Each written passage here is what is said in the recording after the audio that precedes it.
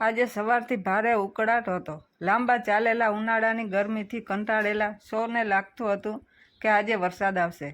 બપોરના 2 વાગ્યા હતા. સૂર્ય આડે થોડા વાદળ આવ્યા, ડમરી ચડી, ઠંડી લેરખી આવી ને ચોમાસાનો પહેલો વરસાદ તડાતડ ચાલુ થયો. કનકબેન અને ભદ્રા સાસુ વહુએ ઉતાવળે ફળિયામાં સુકાતા કપડાં એકઠા કરી ઘરમાં લીધા. ત્યાં તો વરસાદની ઝડપ વધી ગઈ. બંને પરસાળમાં ઊભા. વરસાદની સુગંધ આવતી હતી.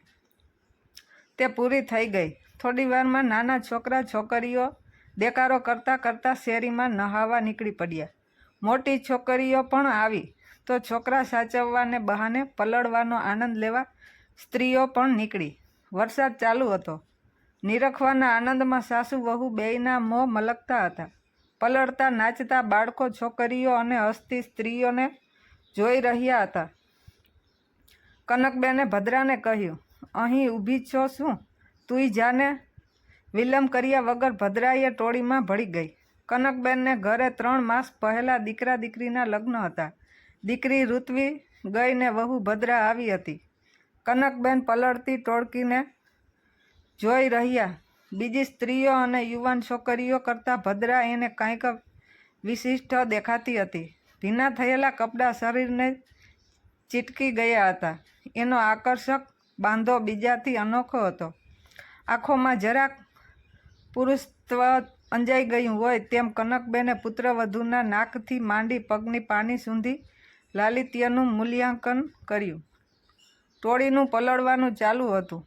એક બાળકીને એની મમ્મી હવે બસ, પછી શરદી થઈ જશે એમ કહીને ઘરમાં ઢસડી જતી હતી. છોકરી રોતા રોતા દાદીને ફરિયાદ કરતી હતી, બા, મારી મમ્મીને ખીજાવને, મને નહાવા નથી દેતી. કનકબેન વિચારમાં સરકી પડ્યા. ભદ્રા જેવી સુંદર એક નાની પોતરી પોતાને ફરિયાદ કરતી હોય એમ લાગ્યું. ટોળી હજી પલળી હતી.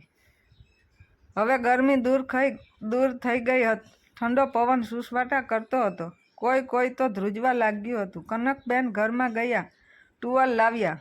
ભદ્રા સાંભળે એમ જોરથી બોલ્યા, બસ લે હવે, ટાઢોડું થઈ ગયું, આવતી રહે, પછી માંદી પડીશ. ભદ્રા આવતી રહી.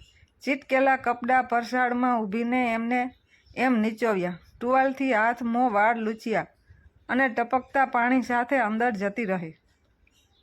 શરીર બરાબર લૂછી બીજા કપડાં પહેરી એ બહાર આવી. બોલી, મમ્મી, 2:30 તો વાગી ગયા, ચા બનાવી નાખું ને? બેઠકમાં બેસીને ચા પીતા પીતા પણ કનકબેન ભદ્રાનો ચહેરો જોઈ રહ્યા હતા. ભદ્રાએ પૂછ્યું, તમે મને આજ ટીકટીકીને કેમ જુઓ છો? જવાબ આપ્યા વગર કનકબેને સામે પૂછ્યું, પલળવાની મજા આવીને? તારે જવું જ હતું તો મારા કહેવાની રાહ કેમ જોઈ? ભદ્રા હસી, બહુ મજા આવી. ત્યાં તો મમ્મીના પાંડે તોય માનતી નહીં, તરત જ દોડી જતી. પણ અહીં તો સાસરું કહેવાય. એ શબ્દો ભદ્રા ગળી ગઈ છે એવું સાસુને લાગ્યું. એ બોલ્યા, અહીં હતી ત્યારે ઋત્વી પણ એવું જ કરતી. સાસરે જઈને છોકરીઓએ શું મોટાને પૂછીને કરાય, શું પૂછ્યા વગર કરાય, શું ના પાડે તો ના કરાય, શું ના પાડે તો પણ કરાય, એવું બધું સમજી લેવું જોઈએ. થોડી વાર અટકીને એ બોલ્યા, ઘરમાં ઋત્વીની ખાલી જગ્યા રહે એ મને નથી ગમતું. સાસુના કહેવાનો અર્થ સમજી ગયેલી ભદ્રાએ કહ્યું, મમ્મી, આવા ટાઢોડામાં ડુંગળીના ભજીયા ખવાય, મને તો બહુ ભાવે. સાંજે બનાવીશ, તમે આજે ખીચડી વગર ચલાવી લેજો.